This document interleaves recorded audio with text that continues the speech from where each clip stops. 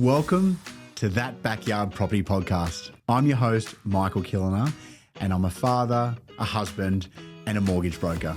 Our goal is to inspire, educate, and empower people through property. Whether you're a first home buyer, whether you're looking to upgrade or downsize or invest in property, then we're here to help you. Each week, we'll have a special guest that's an expert in their field, and they'll guide us through all of your questions that you might have, plus a lot of other information. So let's do this. Welcome to today's episode of Backyard Property Podcast. Today we have Jaimi, aka the boss, who is an expert in doing her own podcast. So welcome. Thank you for having me. Excited to be here. It's a pleasure. I've actually wanted to sit down and have a chat with you for a while anyway. I know. It's always work chat, but nothing like this, which is kind of nice that we can do this. It's funny that you're the first time you actually catch up is with a few cameras in front of you. Just to make things easier. The way that I've started most of these now is that the memories that we kind of have of our first home are always really vivid. Yeah. And whatever that might be, talk me through your first memories of whether it's your first family home, the first home you've bought or built. Talk me through it. Oh, that's a good question. I think the first, my memory from my first home is the start of me building Boss Building Brokers. So I think, for me, and I sold that house earlier this year. Yeah. And I think for me, that's the huge core memory of the house. I went through the building process and I struggled as a client and, display shopping, sales consultants, sales reps. Where the fuck do I find this information? This is so overwhelming. Yeah. How do I do this? And found a building broker and built my house through a building broker. Yeah. And then through that process, I was like, this concept is pretty cool. Hang on a sec, yeah. Yeah, I'd love to do this. So I hit him up for a job and I asked him, can I learn and train? Yeah. And I worked with him for about 12 to 18 months. And then from there, I was I have so many ideas. There's so many things that I want to do and I can tenfold this to help clients so much better. Yeah. And that's how I started Boss, but it all came from building my first home. So that's the core so memory that I have from my first home. Yeah. It's almost this domino effect to where you are now. Yeah.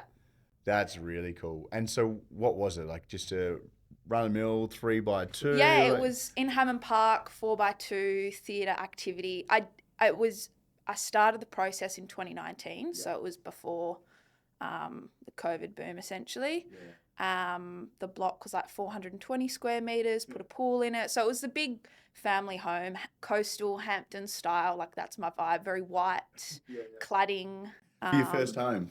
Yeah, it was a lot cheaper back then though. Actually, that was probably when land agents were giving you a cash bonus to buy the land. Yeah, I did do some negotiations on the land. I think I ended up getting it for 10 grand less than what it was up for, which you're not going to get that anymore. No, that's very different.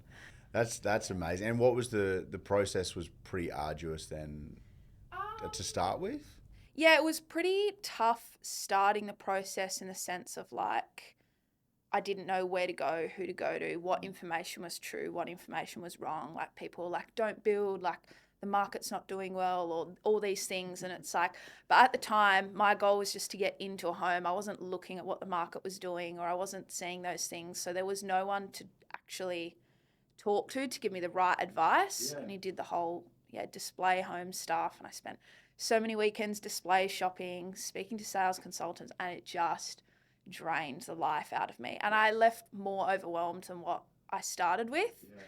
And I was this is not it. There has to be a better way. So just started doing a little bit more research and, stumbled across a building broker. And then it was kind of the rest was history. Thing. Yeah. It's so interesting. Talking to people from our perspective that are should I buy established or should I build? Should I build? And it's amazing when you haven't dealt with a building broker before yourself. Yeah. It's very difficult to recommend someone to build because of how time consuming it is, but how overwhelming it is. Yeah, 100%. And so from my perspective, saying that you can actually go to someone to help you through that whole journey is such a relief. Yeah. And even through that early stage of established and new build, like I did that too when I was at the start. Home opens, display villages, is established better, is new build better? Everyone says building's not good. Like all this, there's so much negative stigma around it.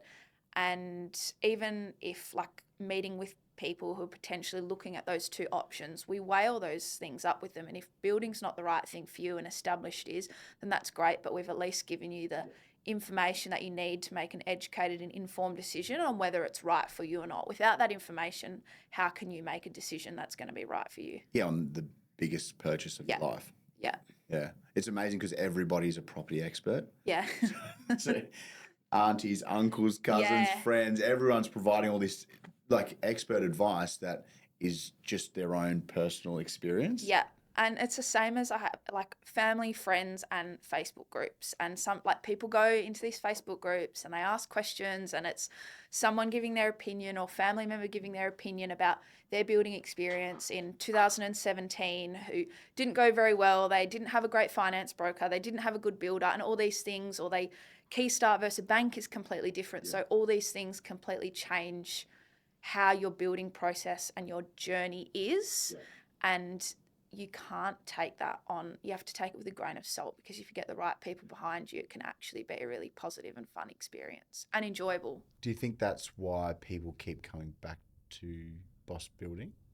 Yeah, our clients have a great experience. Like they have a great journey and they have support and education, and whether it's helping them find a mortgage broker or finding them a block of land, designing their home, and like we do have to build a lot of trust or break through those barriers because people have got their walls up. 1, they don't know what building brokers are. 2, how can we trust you?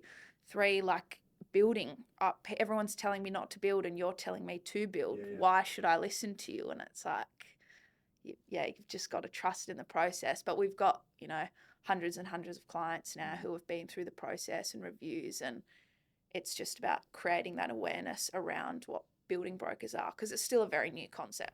It's probably similar to what mortgage brokers were in the 90s. 100%. I was like, what do you even do? How do you even come into it? And do I pay you?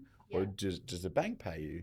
All those sort of questions. And now everyone knows what a mortgage broker is, and most of the market will go to mortgage brokers, and then still a little bit will go directly to a bank, whereas now we're the opposite. Most of the market still goes directly to a builder, and then some of the market goes to building brokers, but it's slowly shifting, I think. Yeah. It makes so much sense. Yeah. From an outside looking in, obviously you're going to say it does, but I'm biased.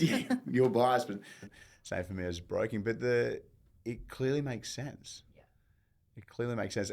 I wanted to delve into the business and the support and the team around you, because you've built a team.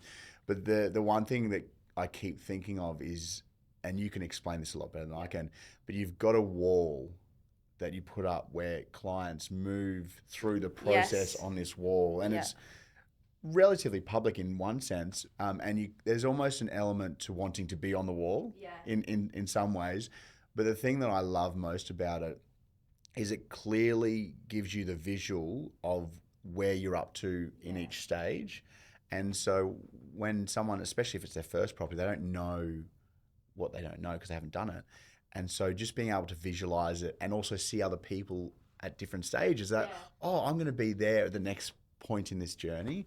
Talk to me about the wall. Yeah, so the wall, have had the wall up in the office now for probably maybe 18 months. 18 months, yeah. And so it's a big timeline on the wall, and it docks all the milestone stages of the building process. So, and we do have clients come in and they're like, I want to get on the wall. How do I get on the wall? Which is so great because it creates this community of like our clients, and it tracks and it celebrates their milestones of them tracking, from securing a builder, doing their building contracts, formal finance, settlements, slab down, and all the way to home ownership, where it's essentially where they want to get. So the wall is really good, and it's filling up quite a lot. When I put it on the wall, I didn't forward think how full it was going to get, which is a great problem to have, but we've got a small different section in the office now where if you've moved into your home for over 12 months, you move on to the other section of the wall because everyone's just stuck down the other end where the homeowners are. So we've got a separate little wall now. If you've been in your house for 12 months, you graduate to officially happy homie. So there's just this new wall of just homeowners. Just Polaroids stuck on there. So they don't have a place, but they just kind of move over there because, the wall, I didn't forward think the finishing of the wall. It's such a cool idea. It's really cool. It's about the clients at the end of the day and putting them first and their journey and celebrating it and their milestones. Like, it's going to be one of the biggest investments of their life and it should be celebrated, and it is a big deal. So making it a big deal for them. Yeah, absolutely. And so then talk to me, if we dial it right back, what are the stages that are on there? Yeah, so the stages are block shopping. Okay. Yep. Secure to builder. So we'll usually, which is very exciting one. They come in, we've done all the design and the sketch and the quote. They're happy to go ahead with the builder that they've picked, and then they'll go up on the wall celebrating that they've secured a builder. Building contracts, formal finance, pre-start, settlement. I'm trying to see the wall in my head now. Settlement, slab party, plate height, roof cover, lock-up, handover. Wow. Yeah. Couldn't make it too big, so I had to pick some key stages, but I think I just got it all. What's your favourite stage on there? Ooh, my favourite stage is either slab down or handover, but I think it's handover because that's the best part. Seeing the end result, especially with clients who didn't fully trust in the process because they've got their guard up or they needed a lot of help or they almost changed their mind and things like got the scaries, and you've been able to carry them through them and educate and support them. And when they get to that final stage, like on key handover day, celebrating with them and getting to move that Polaroid, that's pretty special. Yeah, it's such a big moment in someone's life that you're a key part of. Yeah. It's really cool. And then so talk to me about the team. Who's in the team now? Because it started 2 years ago, right? Is that? Yep. I started Boss in 2022, start of 2022. So it'll almost be 3 years at the start of 2025, which is very exciting. So I've got Maddie. Maddie started with me about 18 months ago. So she's a pre-start guru, client liaison, helps me with everything too. She's kind of a all hats kind of gal. She's amazing. She's great. Awesome. I'm a big fan of Maddie. She is so great. She's there for the client. She's there for me. She's there for Jake and Mim. She is, I think, the secret glue that holds us together. And the clients too. The clients love her. And then Jake and Maddie, who are my two building brokers. So Mim started earlier this year, maybe around March, April, I think. And then Jake started in May. Yeah. So we've got 4 of us, including me. That's special. Yeah. Could you see, is this where you thought it would be? No. If I'm being honest, no. When I started it, I just thought, I don't know what I knew it was going to be something, but I didn't know what. And I didn't know, I probably just thought maybe it was just going to be me doing it forever, Because you enjoy it by yourself anyway. Yeah. But then I saw the bigger picture and the bigger mission of helping more people and creating something and having a team now to help them and see them grow and them support clients and in what we're doing and the bigger picture. That's pretty special. Has your perspective on that as a business owner shifted then, rather than people getting their hand over and building themselves and now seeing your team achieve that with somebody else? Has that changed? No, because I'm still involved, I guess, behind the scenes quite a lot. I'm obviously not involved on the front end with clients anymore, but I still get that same fulfillment and I can see what's happening and how them helping clients, and I can still see the clients super happy and things like that. And I get involved when I need to. So I don't think it's changed too much. It's just other people doing it, but I'm still there helping them along the way. There's clearly a lot of pride in it. Yeah. I love it. Yeah. It's my baby. It's your baby, and I love seeing how excited you get. Yeah. Just talking about Yeah. it. It's really cool. It's such a fantastic business from the outside looking in, and hearing what our clients have said about it is clearly what you're talking about. Yeah. So it's really special. And then, so what's the future of Boss look like? Oh, Is there There's- anything in the pipeline? There's things in the pipeline. Yeah. Yep. Some of those things have to stay secret for Good, now. good. But there's things. So there's, we've got plans and exciting projects and things in place. So a few little ones and a few big ones. Growing the team as well. Yeah. So, yeah, lots of exciting stuff. Keep watching. Yep, keep watching. Stay tuned. And then, so if we then talk about clients and just the current Perth property market, because that's obviously what people love to talk about and gossip about. What do you see in terms of land sales? Because what I find is that when people are trying to work out whether to buy, establish, or build, so how do I find land where I want to live? Yeah. Is probably one of the key parts. And you're obviously involved in that process in a big capacity. So do you see more land coming on the market? Do you see what are your thoughts in that space? Yeah, there is more coming out, and you can see there's lots of developers. They've got new plans, different estates, and there's things coming in the pipeline. So I think over the next 12 months, we will see more land availability and titles and things like that coming forward. And there's already probably been a shift in the last 6 weeks. We're seeing slightly more releases, but it really depends on, I think at the moment, the number one thing is affordability. So the cheaper blocks, the smaller blocks, they're still going very, very quickly because there's more people going for the more affordable stuff because there's more people with smaller budgets. Then when you start to hit a slightly bigger budget versus let's say 600 versus 800,000 or even 750, you've got slightly more options. There's slightly less people looking, so then the blocks are moving slightly slower. So I think that's slowly changing, but it's shifting, and it'll be interesting to see where it goes early next year. Yeah, that 600 cap is a really interesting one. It's very fascinating, and for anyone that's listening, it's in Perth especially. It's generally around the government guarantee scheme. Yeah. And that being capped at 600,000. And so from the finance perspective, it's quite interesting saying to someone, you really need to stay at 600 or less so you can use the 5% deposit scheme.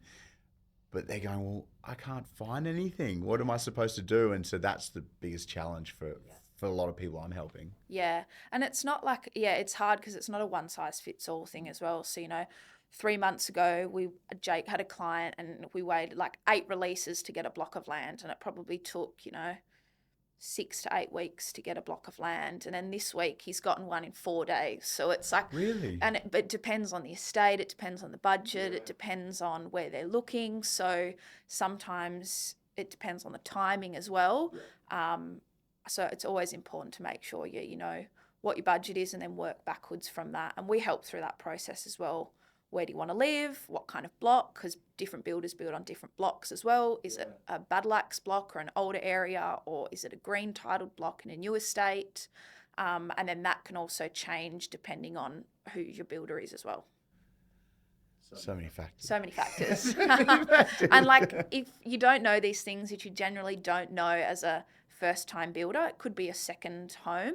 But if it's your first time building, you're like, where do I go? This block of land looks okay, but you don't really know, what's the site works? Does it have fire requirements on it or noise requirements? And that can all blow out in hidden costs, which have to be accounted for. Yeah, and someone has to cover them, right? Yeah. And the bank generally doesn't want to cover them, so it's out of your own pocket. In terms of that space, is there common mistakes that you generally see from first home buyers? Or you're trying to avoid them before they even get to a mistake? Yeah, our job is to essentially help support them through the process, and we do it every day. In it with different clients, different builders, different blocks, different situations. No family, no home, no situation is the same, but because we go through it every day, we can help the clients through that. And by being able to do that, then we can avoid those mistakes. Building isn't always a smooth journey. There's lots of parts. There's finance, there's land contracts, build contracts, 2-part loans, like all these things that happen. But having that central point to kind of hold it all together makes a huge difference in the overall process. So we can avoid some of those common mistakes. I think people early on in the process, some things that I've seen is they get very excited and they'll go sign up for a block, sign the contract. They don't know any information on the block. The block might be too expensive for their budget, and then they're sitting in a fire zone which costs an extra 40 grand, or they've got noise requirements because they're back onto the freeway and they didn't account for those costs, and all of a sudden it blows the budget and they can't fit a house on it. Or they look for the cheapest build, and the cheapest build is never the best build because you're always going to compromise on something. And when you compromise on the price, you're going to compromise on the quality or your time frames. It's funny that to try and do this without having someone like you guys. It's the same thing I hear about which bank to go with. Like, how do you finance? How do you get the finance? Where do you go? What do you do? How do you structure all those sort of things? And listening to people ask the question, like, they're really good questions. There's no way you would know the answers to them without having a professional in your corner. Because as you said, everyone's situation is so different. Yeah. And so it's quite amazing that people come in not knowing the answers to that, and you're trying to educate while also direct into a certain way. And sometimes you possibly make it a bit too easy. Did you find that happens? I mean, I think some of our clients have got it pretty good. Like you kind of go, they kind of finish and go, well, that was easier than what every other person told me on that Facebook group or whatever it might be. Yeah. And so you could spend 5 hours Googling or asking people or in these Facebook groups, and how do you know if you still have the right answer or not? You don't. You're just kind of gambling on it. So it's like, and then you've wasted time, energy. Building a house is a full-time job. Yeah. Most people already have full-time jobs if they're building, probably. And to then add that on top of normal life, to have the time and the space to work it all out, it's a lot. Well, it also goes for a long time too. Yeah. So it's not like buying established, it's over within 2 months generally. Yeah. You're looking at 12 18 months. 18 months, yeah. And that's what I mean. Like, if remember your sales consultant or your broker or your builder that you pick, you are with them for 12 to 18 months. So go with your gut feeling and pick someone that you vibe with, or that it's going to work and they're going to help you build what you want to build, because you can't get rid of them. Once you're in it, you can't get rid of them. No. So how do you then manage, because obviously everyone's different, as we've said, and everyone's got different expectations. And so trying to find a builder that suits that person's budget, their personality, their expectations, does that become challenging? It does, yeah. It can be challenging at times, but different builders are suited towards different clients. So, you could have a client that's a budget first home builder is going to be completely different to a client. It's their second home, first time build, and they're building a farmhouse out in Serpentine for 1.2 mil. Completely different to 700,000 house and land package in Hilbert. Yeah.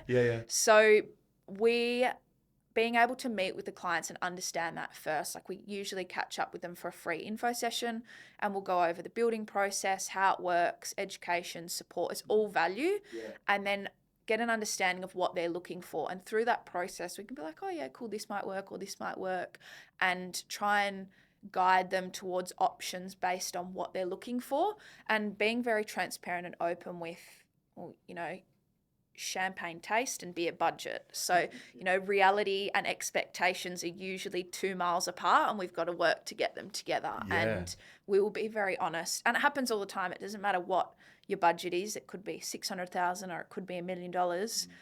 You always want more than what you can actually have. So we will always help people through the process of understanding prices and, is land more important to you, like your location, or is the build more important to you? Some people will compromise on the land, some people will compromise on the build. And that all helps in part of the process of which builder might be the right fit for them, and then how the whole process will work. What construction methods, even that comes into play. So I guess you're dealing with every builder, or not every builder, because not every builder is suitable But you must be dealing with a lot of different builders then. Yeah, we have about 8 different builders. So it's not like a huge amount, but it's each builder has its own lane as well. And they're builders that we know align with our values, communicate with customers, deliver on time, timeframes, quality, price. There's a lot of builders out there who don't do those things, and there's reasons. Like we've had clients come to us and be like, hey, can I work with you, but can I go with this builder? No, sorry, because I actually can't guarantee the level of service, the quality, or the timeframes that you're going to get, because I know from industry knowledge what's actually going on behind the scenes with that builder, or what's happening there, or feedback across the grounds. And I'm not going to put you through that experience, and I'm not going to put us through that experience either, because it's not a good result. And at the end of the day, they're going to turn around and be like, this wasn't great. Yeah. But you picked the builder. Sorry. And then there's no point of having me if you're going to do that. Yeah. So, yeah. It's always the challenge of it, whether the customer's always right or whether it's like, oh, actually, maybe we're not suited to work together anyway. Yeah, exactly. And I think it's about finding, the right clients that, there's some clients who aren't right for us because maybe they want to do it on their own, or they have built before and those things, and they have the time to research and do all of that, which is great. And there's some clients that really want to help. So I think it's about, working with those clients. And first-time builders, I find they're the ones that really want the love and the education and support, which is what we want to give. Yeah, yeah. And that's exactly what I was going to ask is, have you seen the shift of who you help move from mostly first home buyers to those second, third time homeowners, or even investors? Is that market different for you guys, or it's still very much focused on first home buyers? Our market has always been first time builders. So it doesn't matter if it's your first home or your second home, but most times it's a first time build. Yep. So, but we've had people that have like had a build and done a build, and it's been a terrible experience, and now they're like, I need your help. So it just kind of depends on that level of support that they want, but usually first-time builders. Investors, we have a couple of investor clients, but we don't have a lot of them purely because they don't need the education and the support. It's all on numbers, it's all on price, it's all on in and out of the system. They don't want the pre-start prep consult or helping with your interiors and things like that. So we do it, but it's just not our bread and butter. Yeah, because that's what I was thinking. If you are looking at buying land and building as an investment, where do you turn to? Because that's probably still your first build, but not necessarily for you to live in. So, but you're still not knowledgeable of all of the different aspects of building. Yeah. So I would have thought that market would have increased for you guys over this period now where the market is quite hot. Yeah, I think for some people it did because they changed and pivoted their marketing towards that, but we always stayed very clear with first-time builders, and it is different, but it's not different at the same time. So I think it depends on, are you just one sole person building a second house to be an investment, or you're an investor group? Like things like that completely change because there's other avenues that you can go to, but our messaging and what we were doing always stayed very clear. Like we didn't veer off into the investor space because that's what the market was doing. We stayed very clear on who we wanted to help. It's a very conscious decision, right? Yeah. Very conscious. And it's, I guess you're probably not getting the same happy smiles on your wall if they're an investor that doesn't live in Perth. They were like, I don't want to go on the wall. And I was like, oh, that sucks. So we've got people that aren't on the wall because they're not emotionally invested in it like you would be if it's your house. It's a completely different ballgame. Yeah. I'm fascinated by the building broker aspect because it's one of those funny things that just aligns so much as a mortgage broker. Yeah. You can't, same but different. Yeah, people are like, what is a building broker? I've never heard of it. Yeah. What do they do? And it's like, well, it's like me, but they do it with builders. Yeah. And they help you through that process. You watch them go, well, that makes sense. Yeah. Why haven't I heard of this before? It does make sense. Yeah. I'm a big advocate. I reckon it's fantastic. I love the fact that yours was born by you going through an average experience and going, oh, I hope other people don't experience that, and they clearly do. Yeah. And so how do we just try and help one person at a time while still run a business? Yeah.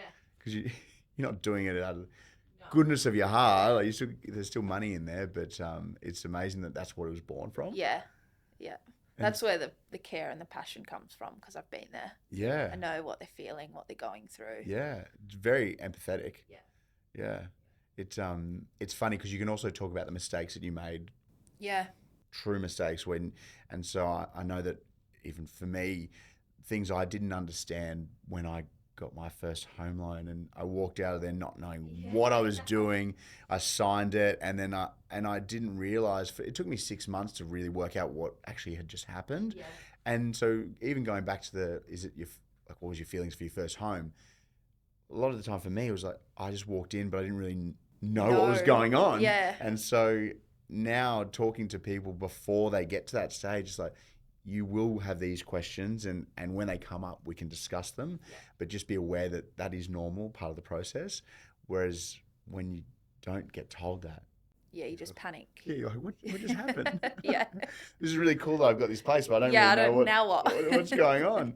And so I imagine that's even more so with building. As I said, I've never done it, so I couldn't imagine doing it myself yet. Yeah. Anyway, yet.